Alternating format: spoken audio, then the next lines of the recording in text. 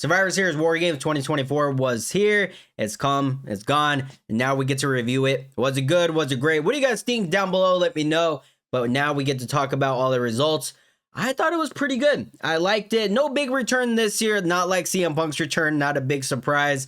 But we're not going to get that every year, and that's okay. But let's talk about the first matchup of the evening, and that is the Women's War Games matchup. I see a lot of hate on the internet for this match, and I don't know why. This one was a really weird one, and I feel like people are forgetting that every War Games match starts off slow, and that's because of that 5-minute timer in the corner that you have to wait. And I think that's because of Nia Jax starting off with Bayley, and I feel like that's where they messed up. I really feel like Nia Jax shouldn't have started off this match with Bayley. I feel like Candice LeRae versus Bayley would have been a much better opponent for Bayley, in my opinion. That's just my opinion. I just feel like a high flyer versus Bayley, or just like maybe Candice LeRae or Tiffany Stratton versus Bayley, or Io Sky versus, something in that combo. Not Nia Jax starting off. Not a champion versus Bayley.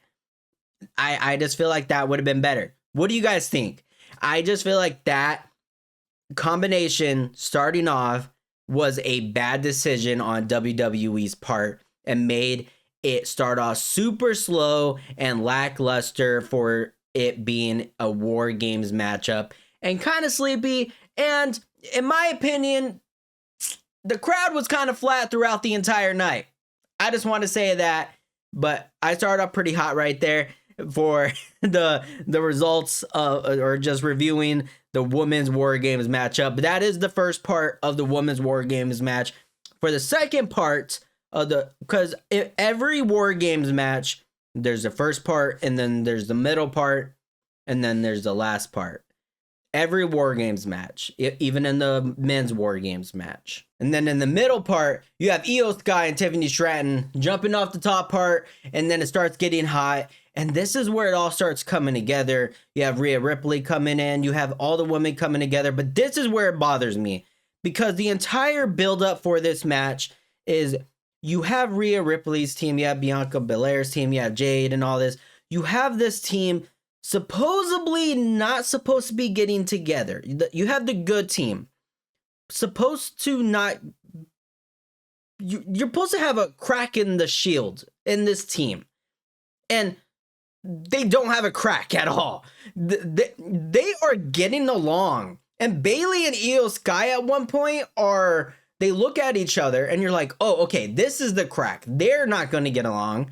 But no, that's it. There's like that 30-second, 10-second little thing right there. But that's it.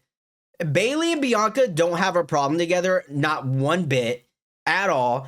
So I don't get, like, I don't know who wrote this at all. I feel like they totally forgot about that part in War Games.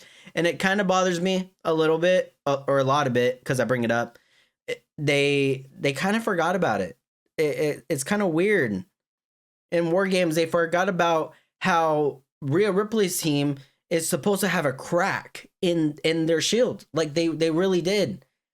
And the heel team just is the entire crack. They are totally broken, I feel like. And they have an opportunity for Tiffany Stratton to cash in, and they don't use it, and that bothers me at the end. But I don't know. I feel like they totally missed a story gap in there, and they don't use it, and it really bothers me on that part for WWE. Usually I walk away thinking, okay, WWE has a couple stories to tell from this, but honestly, I don't think they have a couple of stories to walk away from this.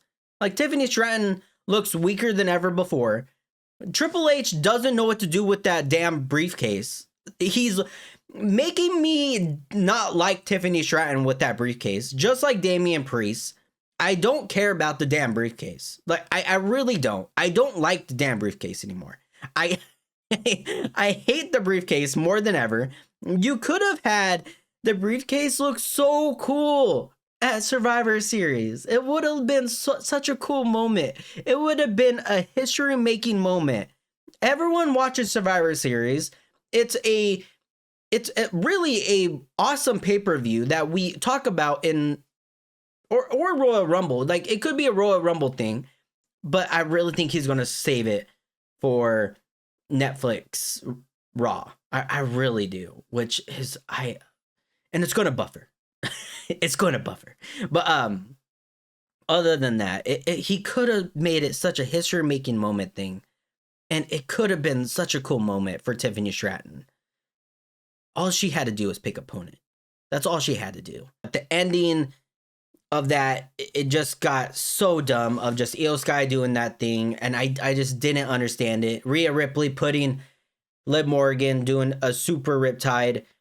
I just didn't understand it because there was no, like, for the good guys, there was no cracks in that team. I didn't understand it. They all got along. And the entire buildup was like, we all hate each other. But then at the pay-per-view, we all love each other. Like, what? I don't understand that. Like, how the hell did we all get along at the pay-per-view, but building up to this, we all hate each other? I really don't understand that. I really don't. Because at the press conference, Bayley and Io Sky, like, hated each other. Like, Bayley and Io Sky were, like, Bayley said something to Io Sky, and it seemed like there was more heated moments at the press conference after the fact. Honestly. It was so weird, and I didn't like it. It got me more irritated at the press conference than it did during the match. But other than that, the match was great. The spots were amazing. The storytelling was bad, if that makes sense. Because walking away, storytelling wise, my voice is cracked. Storytelling wise, I walked away with zero storytelling. Because it's now like, okay, so Rhea Ripley still has to pick a fight with Liv Morgan while Io Sky has a number one contenders match. Now what? Like, it's so confusing. It's honestly so confusing. And think about it. Tiffany Stratton looks weaker. Liv Morgan looks weaker. Nia Jax looks weak. All the heels lost. Just saying, guys. Like, it doesn't look good. It doesn't look good, in my opinion. But what do you guys think? Let me know down below. I get it. I understand, like what I said in the beginning. Like, there's a lot of hate towards this match, which there kind of should be, but not as much because of all the spots. The storytelling is bad, but the matchup itself was really great for everything that these women did in the match, for all the spots they did. They put on a fantastic match at the end and in the middle for all the spots that they did. Because the performance that they did put on, I just want to say that, was amazing. Like, it was truly fantastic. I just want to say that. The spots that they did was absolutely incredible. The storytelling wise, though, it was like, what is going on? Why are you guys not, like, why are you guys getting along? It doesn't make sense. That's the only thing I want to say. Now, Mr. LA Knight, yeah, and Shinsuke Nakamura. Now, this man got a banger of a new song and a sick-ass entrance. I cannot wait to see it in WWE 2K. I swear, WWE 2K, you better not say you didn't have enough time to update his entrance for WWE 2K25, because it better be updated. It better be, because this man has a sick-ass entrance and a sick-ass new song. This man's new song is so awesome. I could not believe they pulled the trigger on this, on him getting a title. It's been like, what? They said like something 100. Oh my, I can't. I found it on my phone this morning. I looked it up on how many days it's been since he's won, and they pulled the trigger. I was so damn happy. He is one of my favorite, Shinsuke Nakamura. I was so happy that he won. And I was saying it in my thing. I was like, I want him to win. I would not be mad if he won. And he won clean. Like, yeah, he poked the eye of LA Knight and he won. And I don't know when the draft is, but LA Knight obviously needs to go to Raw because They're not pulling the title off of Cody Rhodes, not anytime soon, obviously. So for any chance of LA Knight to win a world heavyweight title, for us to believe that he's going to get a world title shot, it's going to be on Raw. But this match was pretty good, and I love the commentary on this match. It was really good because it made us believe that like LA Knight's off his game. And every time LA Knight messed up, like when he jumped on the top rope and he messed up his footing, it was like, okay, LA Knight's kind of off his game. I see it. Shinsuke is kind of in his head. He's doing a little, LA Knight's kind of messing up here and there. I see it. It was awesome to see. And I really liked what Corey Graves and Michael Cole were doing throughout this entire matchup.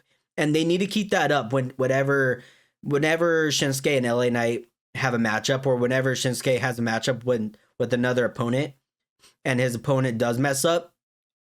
Do that, please, because I love it. I just seen a tweet though later that night saying WWE is too cowardly, I think it said, to pull the trigger for Shinsuke to win. And it's so funny because this man did win. But the matchup alone, amazing. I liked it. I can't believe they pulled the trigger, like I said. I thought it was amazing. I liked it. I thought it was a great matchup. Like, it's one of those moments that you're like, wow, you did it. You pulled the trigger and you guys surprised us. Thank you. Thank you for doing this, because LA Knight had a great run. One of the best, if not the best guy on the microphones today. Definitely deserves to be champion right now, but Shinsuke coming back definitely deserves to be champion also. So I'm not mad at it at all. Love this matchup. I don't rate matches because it pisses people off. Like, no matter what, someone's going to disagree with me. I like this matchup though. Shinsuke deserves to be champion. LA Knight deserves to be champion. But I like this decision. I really do. Now, Braun Breaker, Sheamus, Ludwig, you cannot go wrong with these guys being in a matchup together. These guys are going to put on bangers after bangers. Bruises are going to be on each other no matter what. And this is the one match where I actually heard the crowd. I really did. I heard the crowd. And thank you guys. I heard the crowd through the TV. This was the one time I actually heard you guys. And man, I just want to see Sheamus win that IC title for once. And I just knew I wasn't going to see it. I just had a feeling. I had Braun Breaker winning just because of all his L's he's been taking lately. And he just got the IC title back. You just knew he was going to keep it. This was one of the ones you just predicted. Like, okay, Braun Breaker's not going to lose it. And this was obviously a banger, like I said, because of everyone that was in it. This was amazing. And Braun Breaker flying or a spear on Ludwig was insane. I love this. I loved it.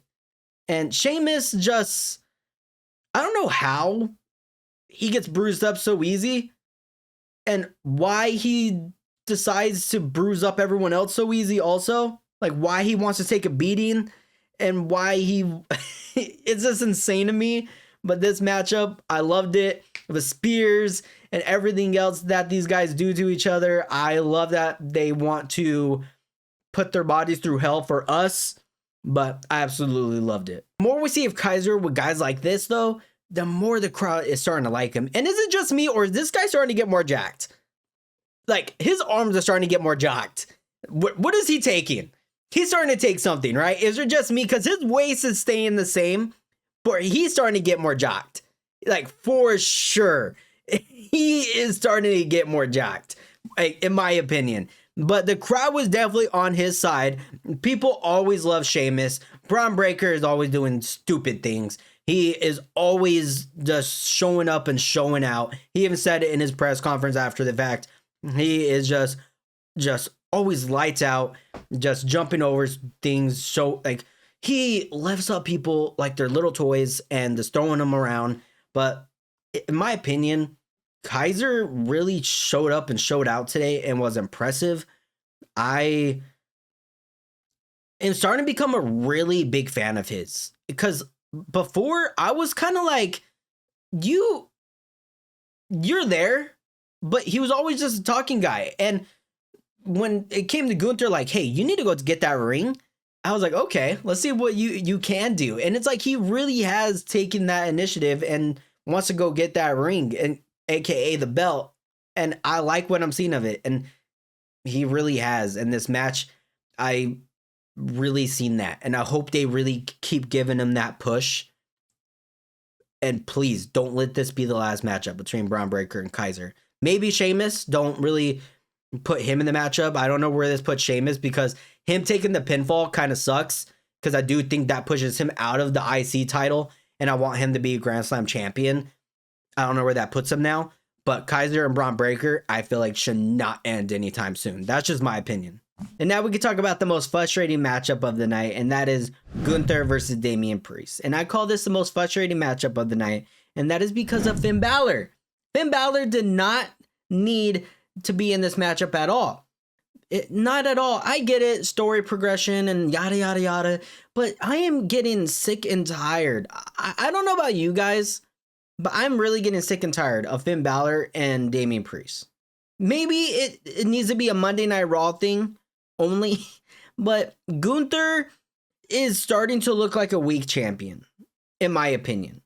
He needs help every matchup, pretty much. When making Gunther champion, he was the real ring general. He wasn't a bitch. He wasn't a guy that looked weak. He was the guy. He was a guy to be feared. He was the man. And now he's the guy that looks beatable every single time. When we get CM Punk versus Gunther, I know CM Punk's going to win. I know that to be a fact. And I'm calling it now. So the next pay-per-view that happens, I'm calling my shot. CM Punk wins that title to be guaranteed. On the next pay-per-view, I think it's Royal Rumble, CM Punk versus Gunther. CM Punk's winning the belt.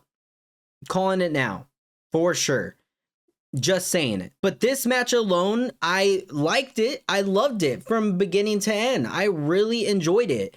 The first matchup of Damian Priest versus Gunther was absolutely way better. Way better. There was blood and everything. It was cool. Now, I'm not a huge blood guy. I'm not like AEW, yes, give me blood. No, I'm not that person. But it was way better, 10 times better. But this matchup was really easy to get into. Gunther was like scared. Everything was acting. Everything was amazing. It was solid. Really simple to get into, like I said. And it was just phenomenal. But the ending ruined it for me. It really did.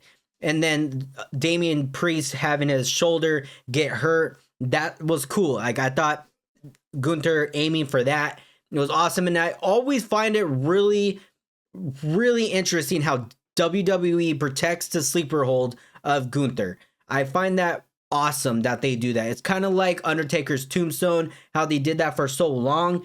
They protect Gunther's sleeper hold. I find that very interesting, and I love that about Gunther's sleeper hold. I thought the match was solid. It's just that ending ruined it. But Gunther punching Finn Balor in the face, I do think now, do we get a triple threat match down the line? Maybe Saturday night. No, I don't think, because we already have the Universal Championship on the line. I don't think they stack that, whatever, if that is a pay-per-view. Is that a pay-per-view? Like, what is that? I really don't know. Maybe Monday night Netflix. Maybe Netflix. I really don't know. But I do think that turns into a triple threat match. Damian Priest versus Finn Balor, Gunther. And then hopefully Finn Balor finally gets the WWE Championship. Finally, after all these years, I get my prayers asked that Finn Balor gets that WWE Championship, because I do want him to get that championship at some point. The man deserves it after all these years. Even if it is this way, a stupid ass way, even though I just said CM Punk's going to get a championship, maybe Finn Balor gets it this way. I don't know. Like, I'm going all kind of different directions, but who knows? And now we have the main event, and I thought this was very solid from beginning to end, because they had people that could do it all. Jay and Tonga, they could do it all in the very beginning, and Bronson Reed coming out very soon. Bronson honestly could do it all also, and he got hurt, which sucks. I hope he heals up very quickly. But man, this entire matchup was amazing, and everyone in this matchup honestly could do it all. Like everyone in this entire matchup can do it all. Am I surprised by the outcome? No, I had the OG bloodline winning. I knew they were going to win. Am I shocked that there was no return? Kinda. But did I want a return? Not really. I don't care about a return. I didn't want a return. I didn't want The Rock to return. Can care less about The Rock returning. I know a lot of people wanted The Rock to return. I know a lot of people wanted Paul Heyman to betray Roman Reigns, but no, not yet. We do not need to pull that trigger. But let's talk about the matchup. This matchup was very solid, and let's talk about the MVP. Can we talk about the MVP real quick? Jimmy Uso. This man showed up and showed out and showed everyone he can hang with the big dogs, because I don't know about you guys, but I didn't think he could. But this man showed up and showed out, and Jacob Fatu, like always, this man just shows up everyone. And is just always dancing on everyone, doing his Fortnite dances on everyone. I was super happy though for Jimmy Uso, man. This man showed up and showed out. This dude was doing everything. I loved watching him. No Yeet University. I love those intros. The No Yeet University. He had the best one in my opinion. I love those. He had the best one. And CM Punk and Roman Reigns being the classmates. Like, you got partnered with the classmate that you do not like. I seen that on Twitter. I was like, that honestly, like 100%. You got partnered with the classmate you do not like. Bronson Reed jumping off the top of the cage, Jimmy Uso jumping off the top of the cage, and then we had Roman Reigns, CM Punk butting heads. We really had everything that the women's war game should have had, because they had tension. Women's war game should have had tension, just like Roman Reigns and CM Punk had tension. It was awesome to see. We had Paul Heyman coming out saying, you guys need to get along. This is War Games. Come together, please. We need to beat Solo. And they came together. They beat Solo. They all jumped Solo. It was awesome to see. We had tables, and it was just awesome to see. They all jumped Solo. And at the very end, we got the shot. Roman Reigns, CM Punk shaking hands, coming together. And then at the very end, CM Punk told the wise man, saying, when the time comes, I'm coming for my favor. So what is that favor? I'm thinking like maybe come Elimination Chamber, WrestleMania, maybe like, hey, you're going to be advocating for me when I need my championship match. I need a wise man. Like, man, there's so many things. Like, hey, no more wise man for Roman Reigns. I need my wise man for my championship. Who knows? There's so many things that goes. See, that is the great thing about the men's War Games match, is you walked away with stories. The War Games women's one, you didn't walk away with stories at all. You walked away with what the F's. Like, there's nothing to tell here. You walked away with a lot of great spots, but you walked away with a lot of question marks. Like, what is going on here? There's a lot of great spots and a lot of great things to be like, okay, I'll watch that match again, because there's a lot of great things to see from the women's War Games match. But the men's War Games, there's a lot of great stories to see, and there's a lot of things you can't wait to, a lot of great things you can't wait to come from it. If you guys know what I mean. That's the thing that kind of pisses me off about the women's War Games matchup, is like, it could have had such great story progression. It could have. There's so much story progression it could have had. Just like the men's. The men's has so much story progression, and you don't know which way it's going to go. And I cannot wait to see where it goes. So let's just see where it goes. But Survivor Series War Games, it was very solid. Besides the women's, I would say that was probably the worst one, just because of the storytelling. The storytelling was the worst one. Damian Priest versus Gunther was not bad. It's just the ending was not necessary, but it does progress the story of Damian Priest versus Finn Balor because they do want to progress that story, because they do want to do that story, which is understandable. I don't know why, but they do. They're not done with that storytelling yet. Just because I'm done with it doesn't mean you guys shouldn't be done with it, which is understandable. And that's just my opinion, and that's okay. Like, that's fine. But come January, my opinion could absolutely change. If they're all fighting for the title, they could absolutely cook, and I could be like, oh my gosh, I can't believe my dumbass almost did not want this match to happen. Opinions change all the time. Let me know what you guys think of Survivor Series War Games down below. But until next time, I'll see you beautiful people later. God bless everyone. Have a fantastic day.